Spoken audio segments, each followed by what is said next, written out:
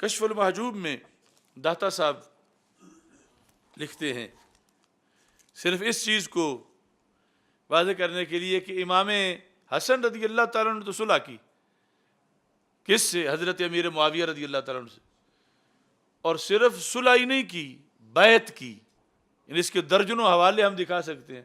اپنا ہاتھ ان کے ہاتھ میں دیا اور یہ یعنی ان کو ایک سند دی، ان کو مضبوط کیا کہ انہوں نے امت کا اتنا آگے کام کرنا ہے. اس سارے پروسیس میں حضرت امام حسین رضی اللہ تعالیٰ عنہ بھی امام حسن رضی اللہ تعالیٰ عنہ کے ساتھ تھے. یعنی ان کا کوئی اپنے بھائی سے اختلاف نہیں تھا، وہ اس پر مکمل متفق تھے. اس لیے داتا صاحب رحمۃ اللہ علیہ نے امام حسین رضی اللہ تعالیٰ عنہ کا تذکرہ کیا کہ وہ حضرت امیر معاویہ رضی اللہ تعالیٰ عنہ سے نذرانہ قبول کرتے تھے. یہ صفحہ نمبر 77 کشف المحجوب جو فارسی ہے اس کے اندر تفصیلاً یہ لکھا کہ اتنے اچھے تعلقات تھے کہ حضرت امیر معاویہ رضی اللہ تعالیٰ عنہ نذرانہ بھیجتے تھے. یعنی اس صورت میں ہے کہ جب وہ امیر المومنین مانے گئے تھے اور خلافت ان کے سپرد کر دی گئی تھی، ان حالات میں یہ باقاعدہ اپنے بھائی کے ساتھ تھے صلح کے معاملہ میں. اور یہاں جو دوسری طرف سے تذکرہ ہے مرکات میں اور ساتھ ہی سیرت حلبیہ میں، وہ دونوں باتیں بھی میں آپ تک پہنچانا چاہتا ہوں. تاریخ الخمیس اس کے اندر جلد نمبر 3 صفحہ نمبر 342، اور اس میں وضاحت کرنا چاہتا ہوں کہ نہ تو امیر معاویہ رضی اللہ تعالیٰ عنہ یہ نذرانہ دینے میں کوئی اس طرح کا تصور رکھتے تھے جس طرح معاذ اللہ کسی کو رشوت دینا ہوتا ہے. وہ ایک اظہار محبت جو آل رسول صلی اللہ علیہ وسلم کے ساتھ ہے، جو حکم ہے سرکار کا، اس کو نبھا رہے تھے. اور یہ جو نذرانہ وصول کر رہے تھے یہ ان کا احسان تھا کہ یہ نذرانہ وصول کر رہے تھے، قبول کر رہے تھے. یعنی ان کے دلوں میں کوئی مال کی محبت نہیں تھی، یہ قبول کر کے امت کو بتا رہے تھے کہ ہم اس شخص کے ساتھ ہیں کہ جو سندھ تک جنگیں لڑ رہا ہے اور پوری دنیا میں اسلام کا جھنڈا اس نے بلند کر رکھا ہے. تو اس بنیاد پر اب یہ جو پہلا حوالہ ہے ذکر عطائے معاویہ الحسن و اکرامہ لہو، حضرت امیر معاویہ رضی اللہ تعالیٰ عنہ کا امام حسن رضی اللہ تعالیٰ عنہ کو اپنی طرف سے نذرانہ دینا.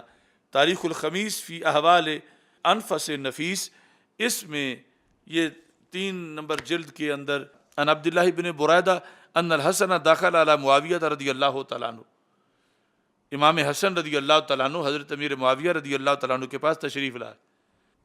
فقال، تو حضرت امیر معاویہ رضی اللہ تعالیٰ عنہ نے کہا، لأجیزنک بجائزۃ لم اجز بہا احدا قبلک ولا اجیز بہا احدا بعدک.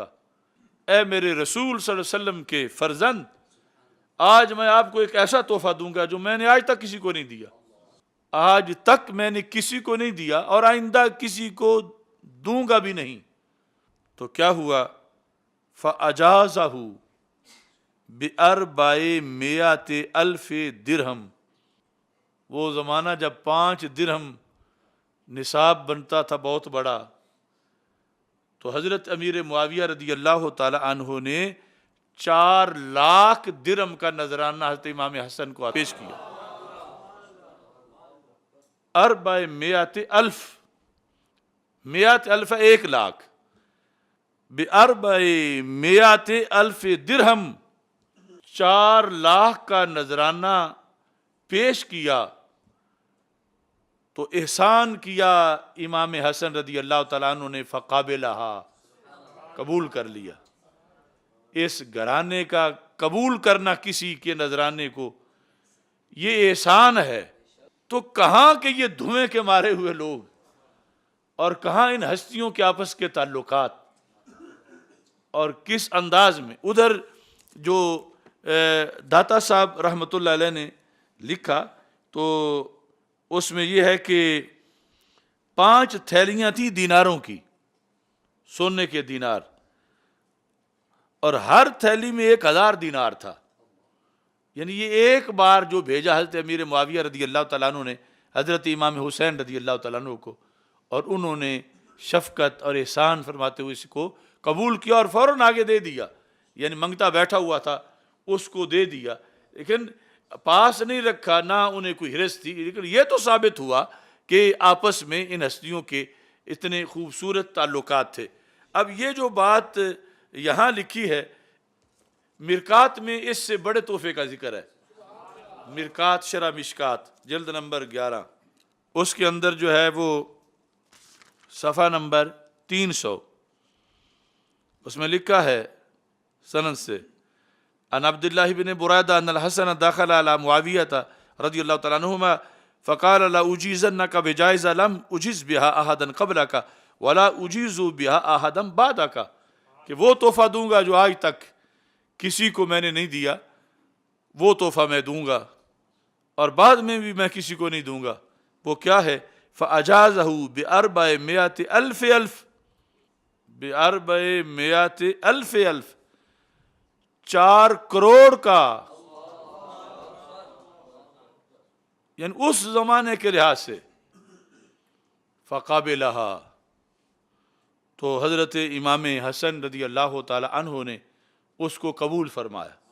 داتا صاحب کی جو خصوصی بات میں ذکر کرنا چاہتا ہوں کہ یزید کے مقابلے میں امام حسین رضی اللہ تعالیٰ عنہ نکل آئے. جو لوگ یزید اور حضرت امیر معاویہ رضی اللہ تعالیٰ عنہ کو برابر تولتے ہیں، ان کے خلاف داتا صاحب نے یہ آواز بلند کی.